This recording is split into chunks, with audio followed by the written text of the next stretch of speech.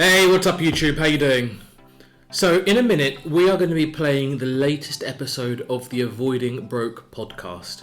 So in this episode, me and Leanne go pretty deep on some ways to find yourself being more efficient with how you manage your money. We hope you love this episode, and if you want to check it out more, you can find it on all major platforms and Spotify. So we hope you enjoy. Take care. Bye-bye.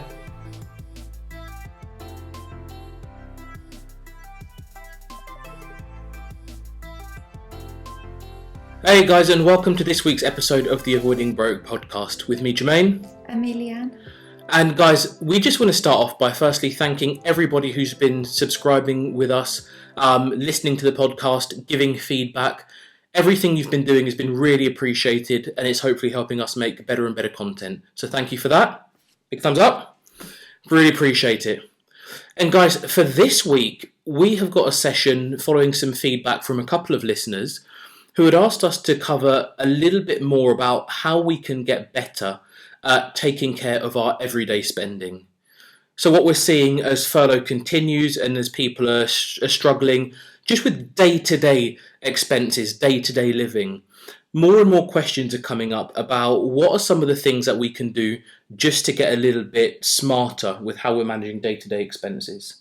It's a massive thing that we think quite a lot about within our own household, and we thought what we'd do is actually cover it's a bit of a section that we've got in the Avoiding Broke book that really looks at how expenses are broken down, where our spending is going, and we thought we would just share with you in kind of somewhat quickfire style some of our ideas for where we can get a little bit more efficient.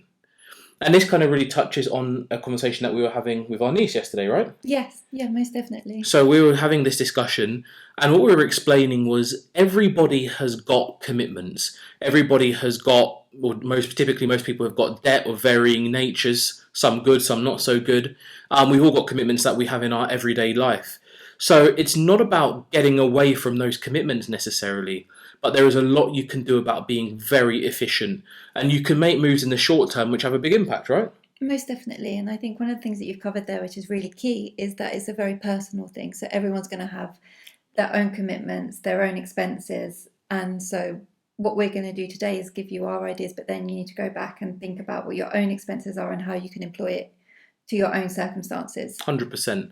So we're going to look at efficiency in the kind of broadest sense, and where possible, I'm also going to try and give a bit of an overlay of if anybody is in, say, financial difficulties, people who are just struggling a little bit more with some of the areas that we're going to talk about. Where we can, I'll give a sense of things that I'm aware of that you can kind of look at, avenues that you can explore, just to try and get yourself a little bit more help, because I know that there are some people who are finding it a bit tough at the minute. Yeah? Yeah. Sound good? Definitely sounds good to me. All right, anything else to add? No, I would just say that, like we said, this is just our view, so please do go and look at your own circumstances and make sure that what you're doing fits for you. That's always crucial. One thing that we've seen happening a little bit more this week is we've got a lot more comments and questions coming through on the YouTube channel via the comments, a lot more engagement on Facebook. So if you do have questions, and depending on where you're listening to us, just jump on any of those channels, find Avoiding Broke. I mean, our handle pretty much most places is Avoiding Broke or Avoiding_Broke. Just find us, and if you want to fire anything through, any queries, to the best of our abilities, we'll give you our views. We're very happy to do that. Yeah. Fair? Most definitely, that's very fair. All right, so let's jump in, right? So first one, mortgages or rent. What's your view on where some opportunities may be? So with mortgages, I think the big opportunity is if you're able to remortgage to a lower interest rate, and that will lower your monthly payments and put money back in your pocket. So I think for me, that's the biggest one with mortgages. And I would say speak to a broker, because they'll be able to look at the market for you and tell you what's available at the minute. 100%. And I mean, there's some really interesting reading I've been doing recently on mortgages, and people are looking at locking in long-term fixed deals actually. So 20, 30-year fixed. I'm not sure about availability in the market. So again, as Leanne says, speak to a broker to see what the current mortgage products look like.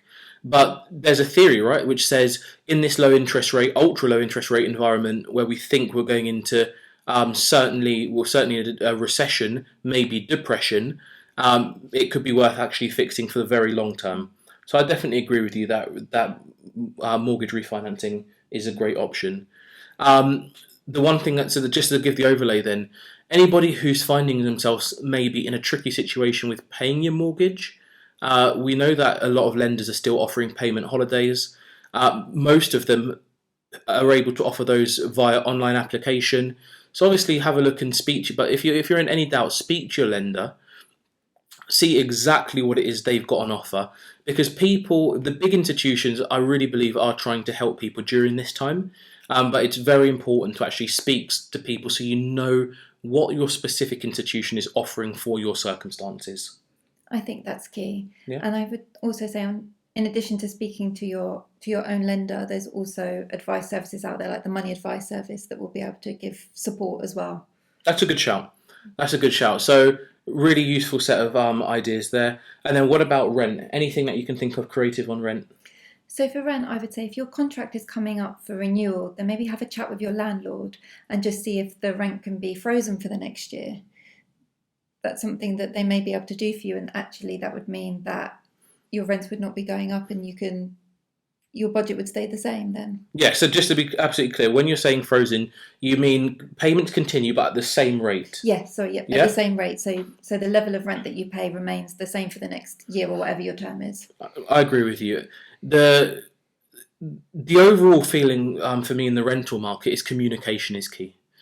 So what we've seen on the landlord side, there have been recent changes that have come in, which basically they've made it so the onus is really very much on landlords to accommodate and support as much as possible. It's a very, very good thing for renters. There's a lot more protection that's come in. My view is communication is absolutely key, because if you're struggling at any point with your rent payments, or if you think you might be at risk of having impacted income, then 100% you should be communicating and discussing flexible payments, for example. Or, as Leanne says, if your contract is coming up for renewal, maybe seeing if it's possible to actually just keep just to freeze the level at which you're paying rent. Just thinking about these kind of creative ideas and having open discussions, because I think that's the key really in the rental sector right now. Yeah, I agree. Communication is key, because there can be small things that may make a difference for you, such as changing the date of your payments and things like that can make big differences that your landlord may be amenable to accommodating. Yeah, so yeah, I think that's a really very good one. We will move on quite quickly, but I think that idea of looking to see if you can freeze the actual rate and doing things like, a great idea, seeing if you can move payment dates. Those are some really, really sensible practical ideas. So that's good. Next one is looking at things like property costs. So when you think about any kind of council tax, there might be service charges. Is there anything that you can think of in that space? The only thing I can think of there is with council tax, there are council tax bands, and there's a way that you can check to make sure that your house is within the correct council tax band. I think there was some news coverage previously that said that lots of houses weren't in the correct band and people were paying too much council tax. So that's a quick thing that you may be able to just do online, just to check your council tax banding. It's worth Googling it and just seeing if there's any savings to be made there. I think that's a fair point, right? So we can check tax bandings, but in the main, when it comes to tax, there's not typically a huge amount of wiggle room.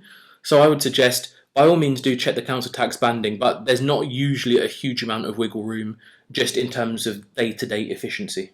I agree with that. Right. So then thinking about something like, say, your household and personal insurances, so buildings insurance, contents, may have some kind of health insurance. What are you thinking there? What's your kind of key nugget there?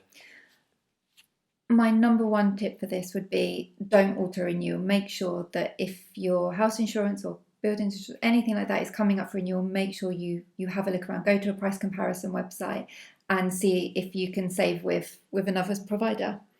So I think that's, as a general rule, switching is a hugely important play to be efficient. 100%. So any single thing that you have on a renewal basis, it can be any of your insurances, it's your television, it's your service provider, it's your phone, whatever it is, Switching is where you get efficiency, and we should never, ever, ever forget it.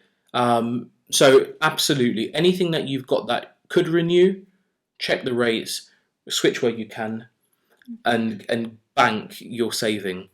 I think one thing I'll just briefly add on that is also just think very carefully about what simply can go. So, for example, I still know people with active travel insurance who are not flying anywhere at all. So that's an example of a policy that you may not need right now. There may be no penalty for closing it, and so you can just bring that money straight back in and then just take the product when you need it. So I think between the switching and the auditing to see what you can get rid of, that's very efficient. Most definitely. I completely agree with that. Switch where you can and cancel where you don't need it. Good. All right, so moving us through then. So what about utility bills? So for utilities, I think my message is going to be the same here. You can switch utilities to save money. And I actually did it last night for us. I switched our gas and electric provider because we had a fixed contract for a year that was coming up for renewal, and actually we could save money by switching. And I managed to do it in literally 5 minutes using my phone, just using USwitch, put in our information. It gave me all of the tariffs, and it was so easy. That's good. So I think switching, yes, the addition that I would give on the utilities, and I think this is sometimes a bit cheeky. Some utility providers make an assumption about how much you're going to be consuming. So we saw it, for example, where we had an assumption made that we were going to be consuming a lot of gas and electric over a period of time where we simply weren't. We ended up racking up a huge credit on the account. I remember looking at this thing thinking, no way. One phone call, and it was genuinely hundreds of pounds came back into the account. So the key for me, efficiency with utility bills, is have awareness of the fact that providers make assumptions. You need to be getting things like your meter readings done and put in on time. You can actually do them far more frequently. I'm a big fan of doing them very often, probably do my meter reading every month. You will see the amount of money that you owe getting calculated. It gets updated obviously more frequently, and you reduce the chance that you're going to have these huge credits on your account. Because the reality is if you need £200 and you've got that as a credit, you can't have that. You need to bring that money back in. I completely agree, and I think you've picked up on a good point there. Is with the more frequent meter readings means that also if you're not using as much gas or electricity as expected, you may be able to reduce your monthly payments. Completely. So efficiency is all about communication again on this one, guys. TV license. This one I find a bit tricky actually. I'm not sure what you can do with your TV license. So for me, the key thing, efficiency with your TV license, is to just think, do you actually need it? We have seen, particularly in recent years, a massive shift towards streaming services. I'm not even too sure how common watching television really is. Don't have a clue, but it's a very personal decision. There are going to be some people watching this channel and listening to this podcast who will not watch television. If you don't watch it, you don't need a license. So there's not necessarily much efficiency to be had in your costing, but certainly asking if you're using it or not, and if not, get rid. It's flexible, right? So if you decide that you want to take it back, it's very easy to do so. I think that's a really good point, actually. Yeah. All right, good, agreed. Yes. We'll try and move us through because we've spoken about things like the internet. I think that pretty much falls into the whole utility bills category now. Yeah, I think. Have you got anything to add? I was just going to add something on the internet, which is I think for me the internet is more about finding a package that works for you as well, because you may need a particular speed of internet, a download speed, something like that. So what I think you're doing with your internet is looking for a combination of the right product for you at the right price, because you may be able to find a cheaper internet package, but if it doesn't have the speed that you may need for whatever you're doing, then that's not going to work for you. So I think here there's that balance. Yeah, and guys, with all of this stuff, you've got to be making the call and the determination about what it is you need. The efficiency is going to be absolutely found in making sure you're looking around for what's available. That's where the key efficiency with your internet is going to be found. It does make a difference, so don't neglect it. And it's exactly the same points that we mentioned when we were talking about the insurance and things. go in with the view to switch. Yes. What about things like mobile phones? So mobile phones, I would say if you're not already on a SIM-only contract and your contract expires, I would be seriously asking myself whether I needed a new handset, whether I could keep my old phone and switch to a SIM-only contract. They are far cheaper, and that's exactly what I would be doing. So an important, really important nuance to just call out here very clearly. Whenever we buy a mobile phone, we buy a package, we typically pay for the handset and for the SIM card. Now, if we don't do anything, those payments continue even if the handset has been paid off. So then all that's happening is you're paying an inflated fee for the actual service. When your contract has ended, your contract is effectively, the ending of your contract effectively means you've paid off your handset, and then you've got complete flexibility about where you go with the SIM card in terms of what package you take on if you stay with the same provider. So guys, the whole point is absolutely the same in terms of looking at whether or not you switch or if you just stay with the same provider but move tariff. But again, you've got to have that discipline to look and say, when does my contract end? Know that you can start negotiating different terms and with different providers 30 days before. And ask yourself very crucially, do you need a new handset? Because if you don't, there are huge savings to be made. And it doesn't mean you'll never get one, right? You can still stay with the same provider, switch to a cheaper plan with the same provider, and then get a new handset later on. All about efficiency, not about sacrificing things. It's about doing things in the most efficient way. One thing I think you can also do with your mobile phone contract is check how much you're actually using, because I think you can sometimes get packages that have got huge data allowances that you may not use. So if you can switch down to a cheaper package, then I would suggest doing that as well if you're not using all of your allowance that you have. That's worth having a conversation, actually. Some places will let you move, some places won't, so go and have the conversation. Communication underpins so much of this, because communication is the point at which you've decided that something may need to change, and then you go and explore what the options are. Yeah. Okay? So, sorry, please. No, I was going to say it also works the other way, so I'm thinking about switching down, but also I would say that if you have a data allowance and you're going over it and you're paying those really high fees for extra data, then see if you can switch up to a package that gives you more data or more minutes. Or 100%. I think, guys, you figure out where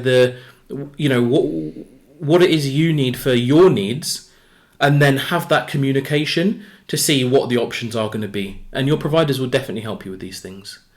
So just looking at things like food and your food shopping, grocery shopping, anything that you can think of to get some efficiency. So I would say here you could meal plan, write a list, and try and stick to your list. For me, that is a good way of making sure that you don't overbuy or you impulse buy when you're shopping. And for me, actually having delivery, so I'm doing my online shopping, means that I'm not walking around the supermarket and picking up things that I don't actually need. So guys, the key point I would take from this in terms of pure efficiency is understand the risk posed by things like impulse buying. Everybody can be prone to it. I mean, it's really not a problem. It's more about understanding when we are prone to something, how do we start trying to rein things in, get that little bit of extra control.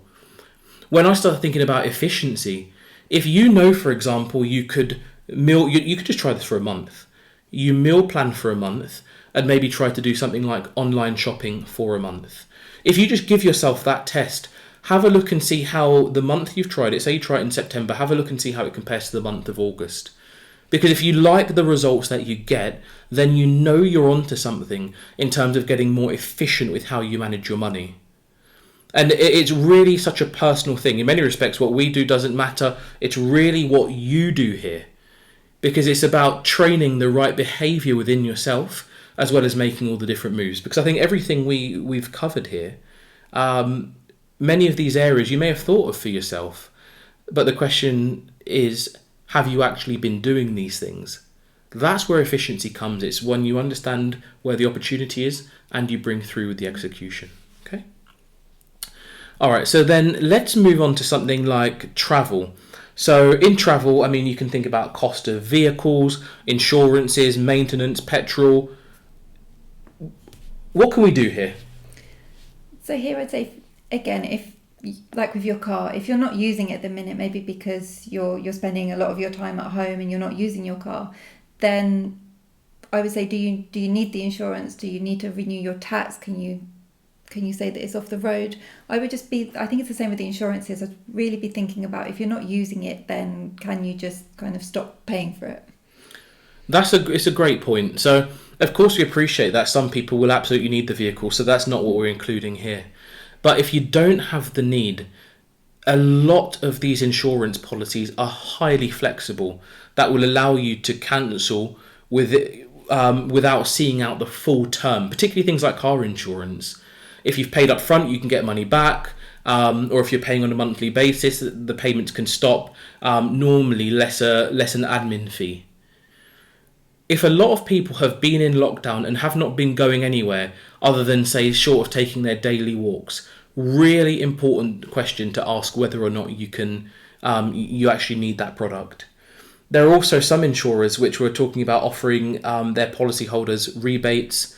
Definitely check and see if one of your insurance provider is one of those providers who's actually giving money back.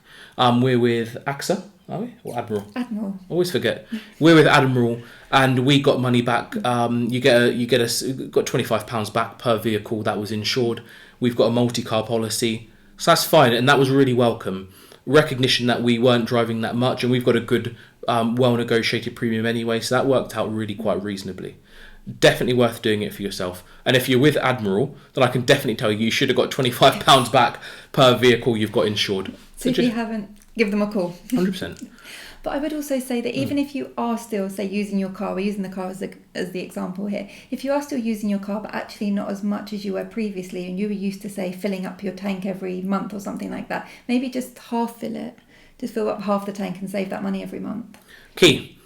So, guys, these are really important in terms of getting efficiency. Also, actually driving the car regularly, because keeping the car healthy is going to potentially reduce on your servicing costs, and a number of us are going to have higher servicing costs because cars stay idle for longer. If they're not turned over regularly, then of course you can be looking at some extra maintenance costs. So just do think kind of quite holistically about all of these things, right? Yes. All right, so just the last topic then we'll cover is around things like finance costs. So when we're talking about any kind of car payments, card payments, anything like that, where can we go and get some efficiency? What do you think? So I'd say check your interest rates, and especially on things like credit cards and loans and things like that. If you're paying high interest rates, see if you can switch to a product that has a lower interest rate. And also, if you have savings, then I would seriously think about whether you should use some of your savings to pay off some of your debt if actually you're paying quite high interest rates. And it's obviously a personal choice, but it's an option that you have. It's a very important point you've raised. So let's cover it in two parts. I'll give my views on each then. So in terms of any of your borrowings, any of your car finance, any of your cards, I definitely agree that you should check your rate, understand what rate you're paying, and if you can make a switch, then absolutely you should look to do so. There are other ways of refinancing. So for example, if you have got a loan, or if you've got some hire purchase on a car, for example, this is the scenario with our niece, paying about 20% interest, you might be able to take an unsecured loan, which is then going to be pricing up at, say, 4%, probably a bit less than that, and you might be able to reduce your effective payments. Not advocating necessarily taking out more borrowing, but I just want to illustrate there is a way to refinance on far more favourable terms. It's also very important to mention anybody who may be struggling with payments at this time. Again, unsecured lending, so that's lending not secured against a particular asset like, say, a mortgage. Unsecured lending, there is a lot of help available for people who are currently struggling to make payments, and it's crucial if you find yourself in that position that you speak to your lender. So I think that covers the point about whether or not we can switch or refinance. Just in terms of what you're saying on the trade of savings. So Leanne's raised a really important point, and this is a really great tactic to be aware of, albeit you've got to be very certain on your own circumstances before you use it. So just to give some background, when you look at the normal rate of savings, so typically, let's just say, and this is not really happening anywhere, let's just say you're earning 1% on your money. So your savings account is going to pay you 1%. You may have debt that is charging you 5% interest. So you're earning 1% interest, but you're paying 5% interest. You have got the option of using your savings to pay off your debt and reducing your effective payments. It's a fantastic strategy. It's one that has got huge amounts of credibility. It's just one that you've got to be very careful about even thinking about right now. When we know that we're going into what we think, as I said, is certainly a recession, possibly, probably a depression, having things like a buffer, having your emergency fund becomes even more crucial. If you were ever furloughed and you've got that pot, having that is even more crucial. If you work in an industry where you think you may be at risk, again, having the savings pot is even more crucial. So guys, please be aware of this kind of strategy. We know people are at different economic stages, but don't use that kind of strategy lightly. You've got to really, really, really weigh up your options carefully. I think that's so key, and I think it's what we spoke about at the beginning. It's whatever you do, it really has to fit for you and your personal circumstances, and make sure that you're making the right decision for you. And if you need to speak to somebody, then please do speak to someone. 100%. Everything that underpins what we believe in with Avoiding Broke and what we try to share here is financial education. It's all about financial education, because being educated on everything that we go through in terms of how to manage your budget, your income, expenses, run your household, this is what underpins our life. Many of us, when we turn up and we go to work, it's for a salary, and we have the job of having to utilise that in a sensible way as possible. And like we said at the beginning of this show, a big differentiator between your ability to be comfortable and not comfortable is how efficient you are. And so hopefully you found that every single thing that we step through, these are all commitments that everybody who's listening and watching will have, commitments that you subscribe to on a regular basis. But we've just tried to tease out some opportunities just to get a little bit more efficient. We've certainly been able to save thousands over the years by having great efficiency in all of these areas. So we're absolutely talking from our experience, and we would massively encourage you to go through this particular video a few times, particularly if you find yourself in a position where you might say be struggling with your everyday expenses, your everyday budgeting. If you find yourself in a position where you've got some kind of financial difficulty, I would say go through this a few times. I completely agree. I definitely agree with that. And I think because the more times you go through it, the more ideas you may have, and the more things that you may then want to take forward. 100%. Hey, what's up, YouTube? So look, thanks for sticking with us through that episode of the Avoiding Broke podcast. We really hope you enjoyed it, took some value, and got some great ideas for how you can manage your money more efficiently in today's crazy world. As ever, please hit the like button, please subscribe, and please drop us a comment with any comments, questions, queries, and we'll get back to you as soon as we can. We love the way everybody's been engaging, we're really grateful, and we're looking forward to sharing more and more with you as time goes on. Alright guys, have a great week ahead. Bye bye.